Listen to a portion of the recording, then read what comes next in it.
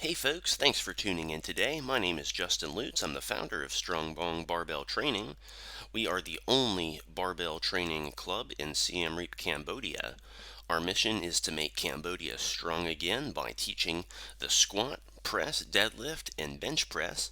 Thanks for training at Bong, where your gains are our priority.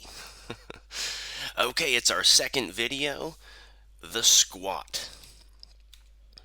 References for this video: Starting Strength Basic Barbell Training, 3rd edition by Mark Ripito, also known as the Blue Book, and Practical Programming for Strength Training, 3rd edition by Mark Ripito and Andy Baker. These are the absolute best books on the topic.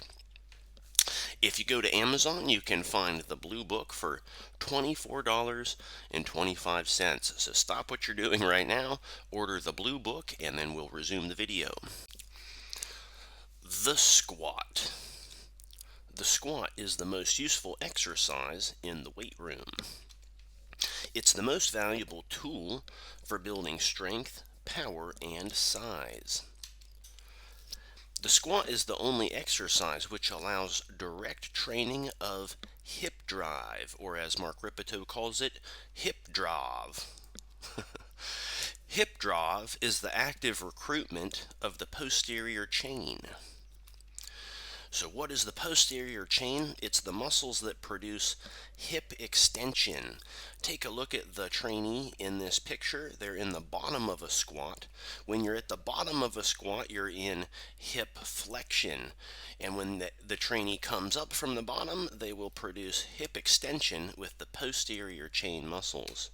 So hip extension is the straightening out of the hip joint from the bottom of the squat. Let's have a look at the posterior chain. The posterior chain is often ignored because we have hands to do things. If you didn't have any hands, you would be forced to pay more attention to your posterior chain. Posterior means backside, so your posterior chain is on your backside. Some quick vocabulary. The hip extensors, these are the muscles that extend your hip, and they're the hamstrings, glutes, and adductors. So notice there are 3.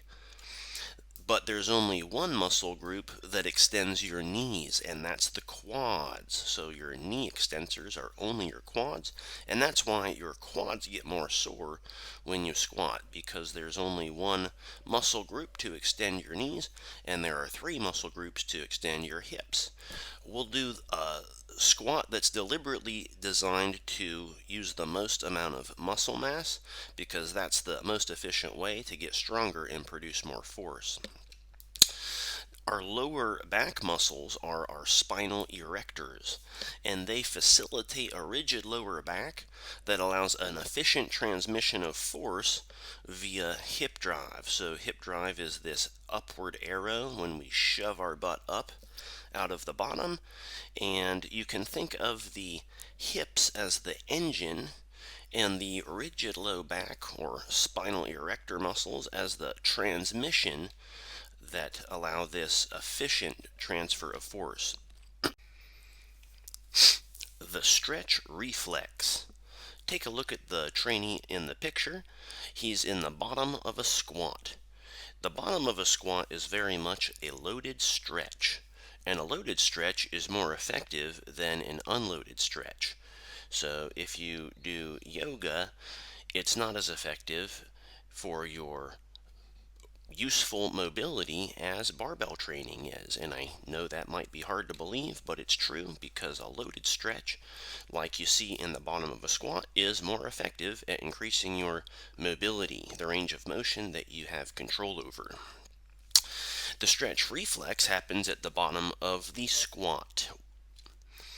And a little bit of vocabulary for you: an eccentric contraction means lengthening, and a concentric means shortening. So think of it like this: on the way down, there is an eccentric phase during the lowering, and there's a concentric or a shortening phase as you come back up. And viscoelastic energy is being stored during the eccentric or the lowering phase. So think of it as a loaded stretch. And this stretch reflex allows the contractile units to fire more efficiently at the bottom. And this allows you to squat more than you could without the stretch reflex. And if you ever want to test this, try a pause squat where you go down to the bottom position and pause for 2 to 3 seconds.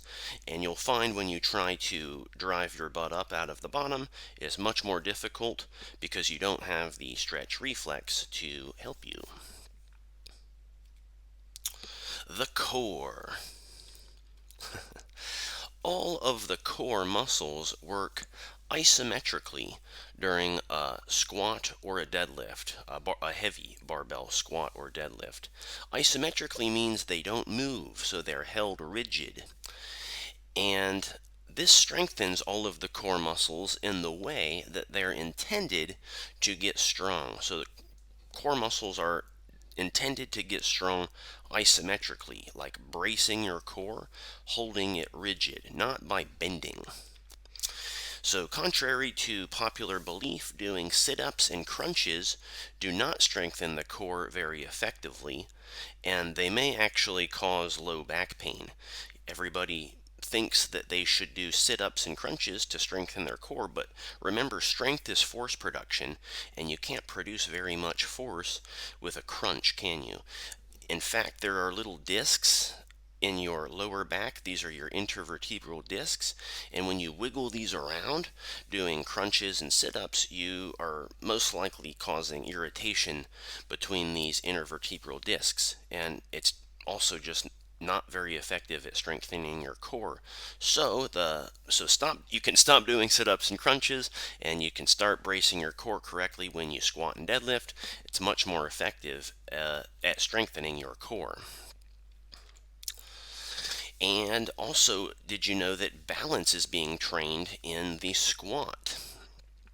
Doing a squat trains balance unless you fall over, and you won't fall over if you follow the procedure here. So for example, you want to focus on your midfoot. This is the middle of the foot, right about where you would tie your shoelace and have the little knot of your shoelaces is your midfoot, and you want to focus on that balance point. The bar is in balance when it's over the midfoot, and there's a master cue in the squat. We call it the master cue because it solves so many problems, and it just simply involves imagining the bar over your midfoot while you're performing the squat. And if you imagine the bar over your midfoot, it will solve a lot of problems, and it will also help you train your balance. Using unstable surfaces like the Bosu ball or the half Bosu ball here to train balance is not as effective, contrary to popular belief. What this does, if you stand on a Bosu ball, it only makes you better at squatting on a Bosu ball, but it doesn't make you any better at balancing in a real life situation. So some would argue that it's a waste of time. It's better to just train the squat because it actually does train your balance. You don't need to train your balance separately. Diagnostic angles. Let's learn a little vocabulary that will help us discuss our squat mechanics. Okay, the back angle can be horizontal or vertical. So this back angle, you can see, is here. It's about 45 degrees. Knee and hip angles can be more open or closed. So here's the hip angle. I would say this is a more closed hip angle.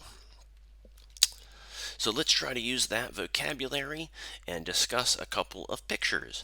So over here we've got the front squat, and over here we've got the high bar squat. Now, both of these are a poor choice for training the posterior chain, so we won't be using these.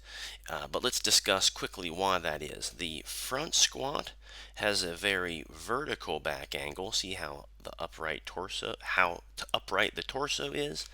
High bar squat also a vertical back angle. High bar squat has a closed knee angle and a more open hip angle. Notice that in the high bar and in the front squat, the knee pushes forward more. This tends to load the quads and puts more stress on the knees. We don't want to put the stress on our knees. We want to put the stress on our hips because our hips are much bigger and there's more muscle mass there. So we'll be using the low bar squat. We'll have a more horizontal back angle, a more open knee angle, and a more closed hip angle.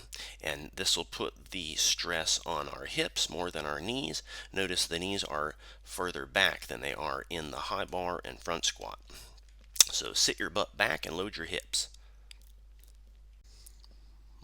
Let's learn to squat. We'll be learning the low bar back squat because that type of squat uses the most muscle mass over the longest effective range of motion, and it's the most useful for strength training. Here's a YouTube link with a nice 5-minute concise video that with Mark Ripito narrating you through these exact steps. I've taken this video and put it into a slideshow presentation just in case you prefer that format. Let's do it. We'll be learning the squat in 2 phases, loaded and unloaded. We'll learn the bottom position first because most problems occur at the bottom position. Once we've got the bottom position, we'll use hip drive to drive our butt up. That's what we need to do to move heavier weight. And in strength training, our goal is to continue moving heavier weight. Stance. Take a neutral stance with your heels under your shoulders. You might have to stand with a wider stance than what you think. Most people stand too narrow. Your toes point out 30 degrees. Most people have their toes too forward. You might have to point them out more than you think. Let's get into the bottom position without the bar, just like our friend in the top right. Squat down so the apex of your hip crease drops just below the top of the patella. What does that look like? Here we go. The apex of the hip crease, picture B. Top of the patella, picture A here. So this is what we call full depth. You have to squat to full depth or it doesn't count. Put your hands together and push your elbows against your knees, just like this. This will stretch your inner thighs, your adductors. You may feel a stretch in your groin. Remember, you want to shove your knees out. You can use your elbows to push them. Knees and feet at the bottom of the squat. Your feet will be flat with your balance on the midfoot. Right around where your shoelaces go, that's about your midfoot. Your knees are shoved out, never in, right? Shove your knees out. Your knees are in a parallel line with the feet. Knees are just slightly in front of the toes. A nice easy way to remember this and visualize is imagine this block of wood at the tip of your shoe. Your knee comes forward to touch the block, but not knock it over.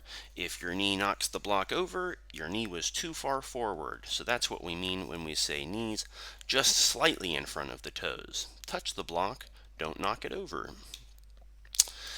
Eye gaze. You've probably been told to look up when you squat, and that's completely wrong. You should look at the floor a few feet in front of you. Remember, don't look up when you come out of the squat because it will kill your hip drive. Also, don't look in a mirror because that will negatively affect your neck position and your balance. Even if the gym put a mirror in front of the squat rack, they shouldn't have done that to you. Look at the floor. Don't look up. Don't look in a mirror. Okay, set the rack height at your mid-sternum. It's better to be a little too low than a little too high. Most people set the rack height too high. You don't want to tiptoe the bar back into the rack, so better to be a little too low. We need to find our grip width. We'll take an even grip on the bar, of course. A standard bar has 16 to 17 inches between the inside knurl. Knurling is the rough part of the bar. And 32 inches between the finger marks. You can't see those because his hands are on them. So your grip will depend on your flexibility, but most people will fall somewhere between these marks. You'll take the narrowest grip that you can manage depending on your flexibility. And that's because a narrower grip better supports the bar. A wider grip allows inflexible people to get comfortable. I'm a little inflexible, so my grip is a bit wide. I'm working on making it narrower over time. Have your thumbs on top of the bar. Notice her thumbs are on top of the bar. You may have been doing this wrong. A lot of people, if they're not coached, don't know this. Your wrists are in a straight line with your forearms. Wrists are straight. Your wrists are not bent. Elbows are lifted, but not too high. The bar should be trapped securely in place. Okay, when you put the bar on your back, you'll dip your head under the bar and place the bar just under the spine of the scapula. These little red lines are the spine of the scapula, which is the bone at the top of the shoulder blades. Now, lift your elbows and chest at the same time. It should feel like the bar is resting on a shelf under the traps and on top of the posterior deltoids. Okay, now we'll take the empty bar out of the hooks. Always start with the empty bar before adding weight. Remember, start with the empty bar. Always face the hooks. You don't want to have to back the bar into the hooks. You want to put the bar back into the hooks by facing them for safety. Okay, when you take the bar out of the hooks, make sure you're in your good squat position with your shoulders and chest tight. You'll have both feet under the bar when you unrack it. Take a small step back. Don't go on a hike around the platform. Just want to clear the hooks. That's enough. Now we'll check our stance again. It should be the same stance that you practiced when you were unloaded without the bar. Remember, you might have to be wider than you think. Your heels will be under your shoulders and your toes will point out 30 degrees. Okay, next we'll squat with the empty bar. Go down to the bottom position that you practiced earlier. Remember, the top of the hip crease has to be below the tip of the patella, just like our picture. That's our full depth. Don't pause, just hit the depth and then drive your butt up. Now your elbows aren't available since you have the bar on your back, so use your brain to push your knees out. Remember, push your knees out with your brain.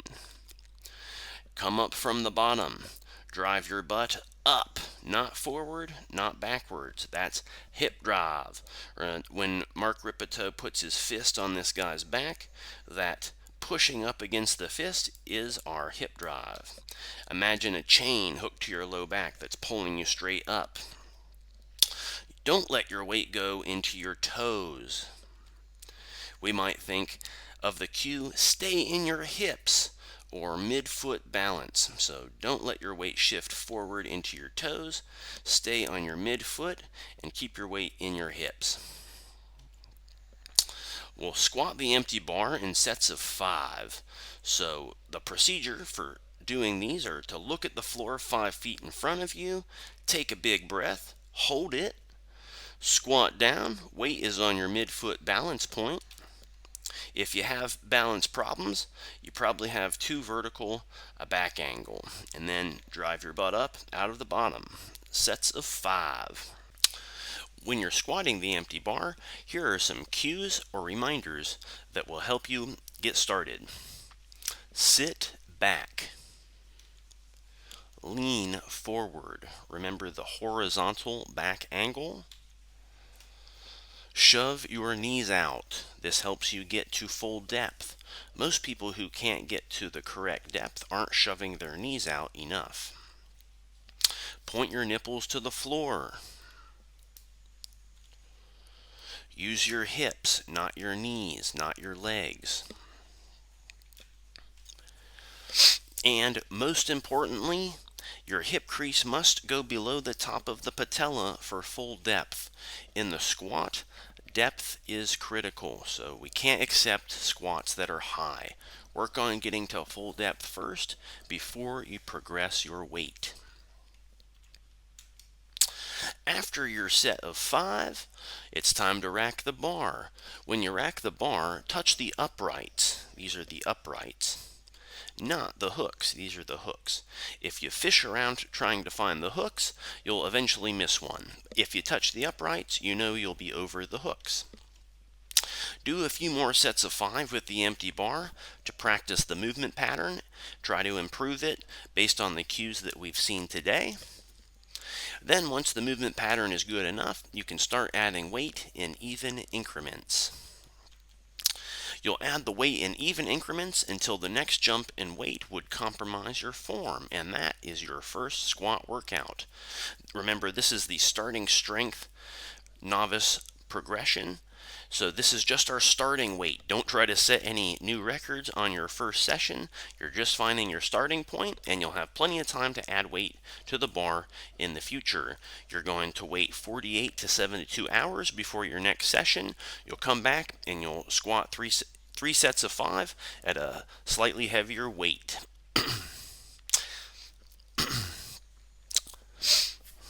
Okay, and if you're ready to start training, your best option is to go to startingstrength.com/gyms and find out if you're living near a Starting Strength gym. That's your best training resource. If you don't live near a Starting Strength gym, option B is to get the Blue Book off of Amazon and train yourself. That's what I do. Option C, you can email me at strongbongbarbelltraining@gmail.com, and I'll be happy to send you a free PDF training log to get you started on your novice linear progression. Thanks for tuning in today. See you in the next video.